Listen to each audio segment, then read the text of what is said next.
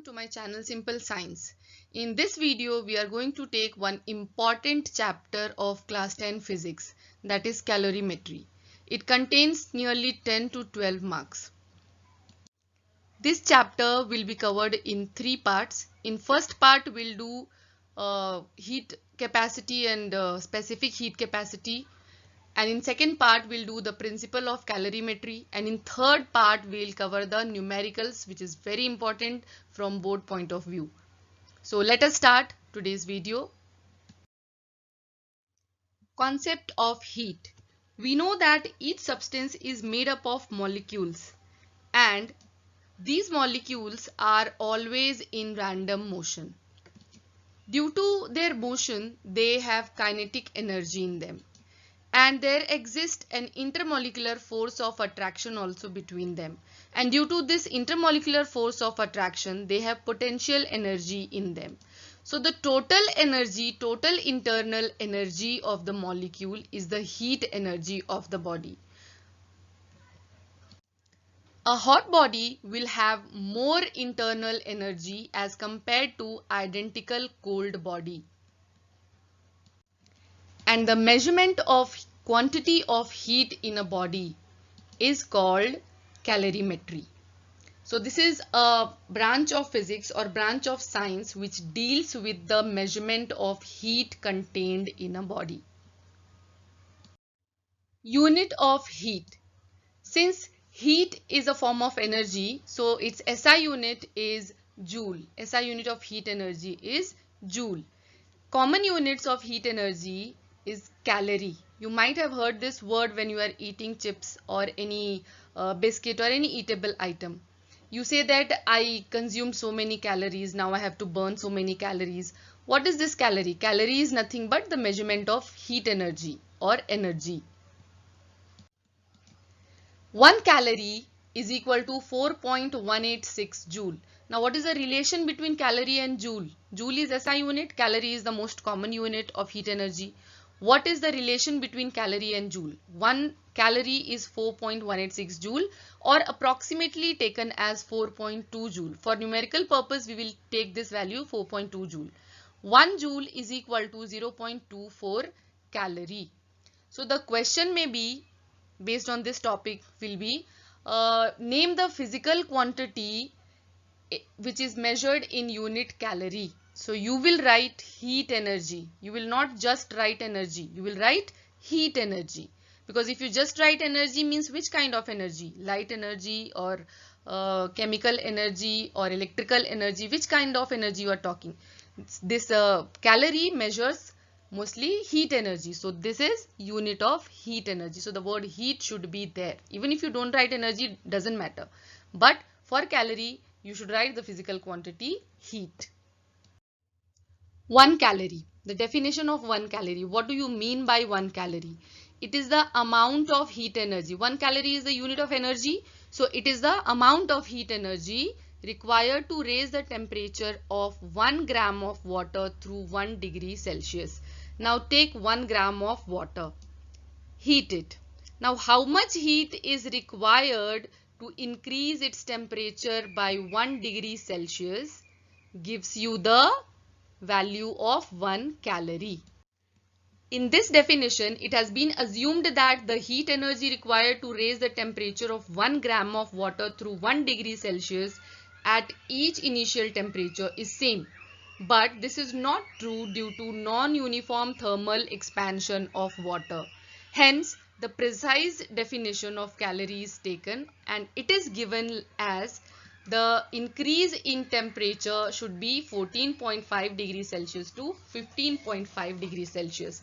It is the amount of heat energy required to raise the temperature of 1 gram of water from 14.5 degrees Celsius to 15.5 degrees Celsius. So these are the two definitions. You can write any one of the definition. If you're writing the first definition, in bracket mention 14.5 degrees Celsius to 15.5 degree Celsius. So what is 1 calorie? 1 calorie is nothing but the amount of heat energy required to raise the temperature of 1 gram of water through 1 degree Celsius. and in joule its value is 4.2 joule. So that means if you want to increase temperature of 1 gram of water by 1 degree Celsius, you have to provide how many calories? 1 calorie. Or how much of joule of heat energy you have to provide? 4.2 joule of heat energy is to be provided. Concept of temperature. Now temperature is the thermal state of a body, that is degree of hotness or coldness of a body. Now it also determines the direction of flow of heat when two bodies at different temperatures are placed in contact with each other. Now if you take a body, suppose body A, and it is at 80 degrees Celsius. Now what can you say about this body, whether it is a hot body or a cold body? You will think that it is a hot body because 80 degrees is a quite high temperature. But if you have another body B which is at 100 degrees Celsius, now body A is cold body as compared to body B because B is at a higher temperature and A is at a lower temperature when they are compared. So B is hot body in comparison with A. So temperature is nothing but comparison. Now if these two bodies are kept in contact, the heat will flow from B to A. That means the body at higher temperature 100 degrees Celsius to the body at lower temperature 80 degrees Celsius. Now take another body C which is at temperature 30 degrees Celsius. Now what can you say about A? Is it still a cold body? No. If you compare A with C, A is a hot body. And when A comes in contact with C, that means body at higher temperature comes in contact with body at lower temperature, the heat will flow from A to C because now A is the hot body and C is the cold body. So heat always flows from the body at higher temperature to the body at lower temperature. So the direction of flow of heat determines the temperature of the body, whether it is at a higher temperature or lower temperature. Unit of temperature. SI unit of temperature is Kelvin and other units of temperature are degree Celsius and degree Fahrenheit. Now what is the relation between Kelvin and degree Celsius? You might have studied in lower classes that temperature in Kelvin is equal to temperature in Celsius plus 273. So if you are asked to measure what is the value of 10 degrees Celsius in Kelvin, so 10 degrees Celsius in Kelvin will be equal to 10 plus 273, that is 283 Kelvin. Now change in temperature on both the scales will be same. Why change in temperature on both the scales is same? On Celsius scale, the lower fixed value is 0 degrees Celsius and upper fixed value is 100 degrees Celsius. On Kelvin scale, the lower fixed value is 273 Kelvin and the upper fixed value is 373 Kelvin. Now if you check the number of divisions on both the scales or both the scales is same, that is 100. 0 to 100 is 100 and 273 to 373, 100 divisions. So the number of divisions on both the scales is same. So the change in temperature will be same on both the scales. So delta T on Kelvin scale is equal to delta T on Celsius scale. I am not talking about the corresponding temperatures. 0 degrees Celsius is not equal to 273 Kelvin. But if you take 0 to 10 degrees Celsius, there is rise in temperature of 10 degrees Celsius. That means on Kelvin scale it will be 273 to 283. That means the change will remain same, 10. Factors affecting quantity of heat absorbed by a body. How much heat a body absorbs, that depends on certain factor. First factor is mass of the body. Now if you take 2 kg of water, heat it, and take 4 kg of water and heat it. Now if we want same rise in temperature on both the bodies, do they require same amount of heat energy? For same rise in temperature, do they require same amount of heat energy? No.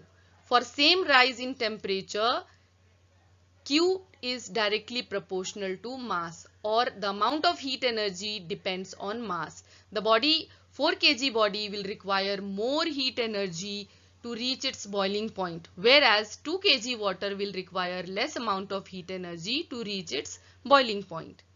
So Q is directly proportional to mass. Q is nothing but the amount of heat absorbed. Q is the symbol for heat. The second factor is increase in temperature of a body. Now take 2 kg of water, heat it, and again in the other vessel also take 2 kg of water, heat it. Mass remains the same, but in first case you want a rise in temperature of say 5 degrees Celsius, and in the second case you want a rise in temperature of 10 degrees Celsius. Do they require same amount of heat energy? No. The body in which you require more rise in temperature, in the second case where we need more rise in temperature, you will have to provide more heat energy. So heat energy is directly proportional to increase in temperature of the body. So if we want more rise in temperature for same mass of the body, if we want to increase its temperature more, then we need to provide more heat, or it will absorb more heat. Third factor is specific heat capacity of the body. Now take 2 kg of water and provide heat, and take 2 kg of copper and provide heat to it. Now the masses are same but the materials are different. Now we have same mass and we want same rise in temperature. Same rise in temperature and mass is also same. But do they require same amount of heat energy? No. In this case, copper will get heated up quickly, whereas water will require more heat for same rise in temperature. So water absorbs 10 times more heat than copper. So this property, this internal property of a substance is called specific heat capacity of the body. Some materials have high specific heat capacity, some materials have low specific heat capacity. So for the same mass and for same rise in temperature, some bodies will require more heat energy, some bodies will require less heat energy. So here in this case, water absorbs heat 10 times more than copper for same rise in temperature, and mass is also same. So water takes more time to get heated up, whereas copper will get heated up quickly. The reverse also is true. For cooling down also, copper will cool down very quickly, whereas water will take time to cool. So what are the factors affecting quantity of heat absorbed by a body? Heat is directly proportional to mass of the body. Heat absorbed is directly proportional to increase in temperature of the body. So heat is proportional to mass into change in temperature. So Q is equal to Cm delta T, where C is the specific heat capacity. It is constant for a particular body. For every substance, it is constant for that particular substance. So we can also say Q is equal to mc delta T, where this is the formula for heat energy. To calculate the amount of heat energy, we will use this formula mc delta T, where m is mass of the body, C is specific heat capacity of that body, and delta T is the change in temperature, increase in temperature of the body. Thermal capacity or heat capacity of a body. Symbol is C dash. Now take 5 kg of a metal sphere and heat it. And take 15 kg of a metal sphere and heat it. For same rise in temperature, that is 1 degree Celsius rise in temperature, do you think they require same amount of heat energy? No. They require, the body which has 15 kg mass will require more heat energy, and the body which has less mass will require less amount of heat energy. So the amount of heat energy required to raise the temperature of entire mass of a body by 1 degree Celsius or 1 Kelvin is called heat capacity of a body. So the body which has 5 kg mass will have less heat capacity. That means it requires less amount of heat energy for 1 degree rise in temperature. And the body which has 15 kg mass will require more heat energy for 1 degree rise in temperature. So heat capacity is the amount of heat energy supplied or amount of heat energy absorbed by a body entire mass of the body, divided by rise in temperature of the body. So C dash is equal to Q upon delta T. So SI unit of heat capacity will be joule per Kelvin, because SI unit of heat energy is joule, Q is joule, and SI unit of temperature is Kelvin. So its SI unit will be joule per Kelvin, or joule Kelvin power minus 1. Now from this example you might have understood that the body which has more mass will have more heat capacity, because it will require more heat energy for 1 degree rise in temperature. So it is the amount of heat energy required to raise the temperature of entire mass by 1 degree Celsius. More the mass, more will be the thermal capacity of a body. Specific heat capacity. Symbol is small c. Specific heat capacity is denoted by small c. You might have seen in the formula Q is equal to mc delta T, that C is nothing but specific heat capacity. Now take 5 kg, a metal sphere of 5 kg mass. Its thermal capacity is 100 joule per Kelvin. That means it requires 100 joules of energy for 1 Kelvin or 1 degree rise in temperature. Take another same material, 15 kg mass. Its thermal capacity is 300 joule per Kelvin. That means it has more mass, so its thermal capacity is more. But for 1 kg of that material, what will be the heat required? It will be 100 upon 5. So the heat required for 1 kg of this material for 1 degree rise in temperature is 20 joule per kg Kelvin. In the second case, where thermal capacity is 300 joule per Kelvin, that means the body requires 300 joule for 1 degree rise in temperature. And what is the mass of the body? 15 kg. So this 15 kg requires 300 joules. So 1 kg of that body will require how much? 300 upon 15. That is nothing but 20 joules for 1 Kelvin rise in temperature. So specific heat capacity is nothing but the amount of heat energy required to raise the temperature of unit mass of the body by 1 degree Celsius or 1 Kelvin. So whether you take 10 kg or 15 kg or 100 kg of a body, for 1 kg of the body, it will require same amount of heat energy for 1 degree rise in temperature. So it is fixed for 1 kg. So specific heat capacity is for specific mass. That means unit mass of a body. So it is a constant. Specific heat capacity is nothing but heat capacity upon mass. Now heat capacity, if heat capacity is 100 joule per Kelvin and mass is 5 kg, then specific heat capacity in first case it is 20 joule per kg Kelvin. Now in second case, the heat capacity was 300 joule per Kelvin and mass was 15 kg. In that case also specific heat capacity will remain same.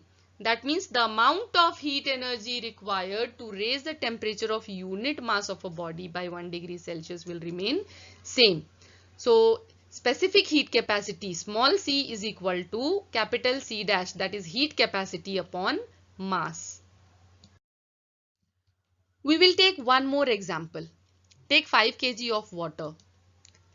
5 kg of water requires 21,000 joules of heat energy for 1 degree rise in temperature. And for 1 kg of water, then how much heat energy 1 kg of water will require? Yes, 21,000 divided by 5, which is equal to 4,200 joules of heat energy. So specific heat capacity of water is 4,200 joule per kg Kelvin. Now take 10 kg of water.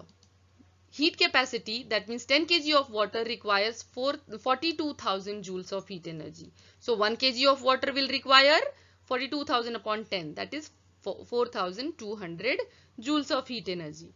So in this case also specific heat capacity of water is 4,200 joules of joule per kg per Kelvin. Now the question may be given like specific heat capacity of water is 4,200 joule kg power minus 1 Kelvin power minus 1. What is the meaning of this statement, or explain this statement? So you have to say that 1 kg of water requires 4200 joules of heat energy for 1 Kelvin rise in temperature. This is the meaning. So whether you take 5 kg of water or 10 kg of water or 100 kg of water, 1 kg of water will require 4200 joules of heat energy for 1 degree rise in temperature. Now specific heat capacity is heat capacity upon mass, and heat capacity is Q upon delta T. So Q upon delta T upon M will give you Q upon M delta T. So this is the formula of specific heat capacity. Specific heat capacity is equal to Q upon M delta T. Also from formula Q is equal to MC delta T, if you want to find C is equal to Q upon M delta T, which is same. So you can find C from the formula Q is equal to MC delta T, or directly you can write C is equal to Q upon M delta T. Now SI unit. What will be the SI unit of specific heat capacity? Formula of specific heat capacity is Q upon M delta T. So SI unit of Q, heat, is joule, mass is kg, and temperature is Kelvin. So SI unit of specific heat capacity is joule divided by kg Kelvin, or joule kg power minus 1 Kelvin power minus 1. Differences between heat capacity and specific heat capacity. Heat capacity is the amount of heat energy required to raise the temperature of entire mass by 1 degree Celsius, whereas specific heat capacity is the amount of heat energy required to raise the temperature of unit mass by 1 degree Celsius or 1 Kelvin. Formula of heat capacity, it is equal to Q upon delta T. Specific heat capacity is Q upon M delta T. Heat capacity is equal to specific heat capacity into mass, whereas specific heat capacity is equal to heat capacity upon mass. SI unit of heat capacity is joule Kelvin power minus 1, or it is read as joule per Kelvin. SI unit of specific heat capacity is joule kg power minus 1 Kelvin power minus 1. Heat capacity depends on mass of the body. More the mass, more will be the heat capacity. Specific heat capacity does not depend on mass of the body because it is taken for unit mass of a body. Points to remember. Now first point, formula Q is equal to MC delta T. Heat absorbed by a body is equal to M into C into delta T. Second point, specific heat capacity. From this formula we can say specific heat capacity is equal to Q upon M delta T. Specific heat capacity is also equal to heat capacity upon mass. So these are the two formulae you have to remember for specific heat capacity. Now specific heat capacity is equal to heat capacity upon mass. How? Because Q upon delta T is nothing but heat capacity. Now fourth point, heat capacity is equal to Q upon delta T. From second point you can, what is circled is nothing but heat capacity, that is equal to Q upon delta T. Fifth point, heat capacity is equal to specific heat capacity into mass. From third point, where specific heat capacity is equal to heat capacity upon mass, we can say that heat capacity is equal to specific heat capacity upon mass. Hope you liked the video. If you liked the video, please hit on the like button, share it with your friends and subscribe my channel Simple Science. In second part, we will discuss the principle of calorimetry, and in third part, we'll discuss the numericals of this chapter. Thank you and take care.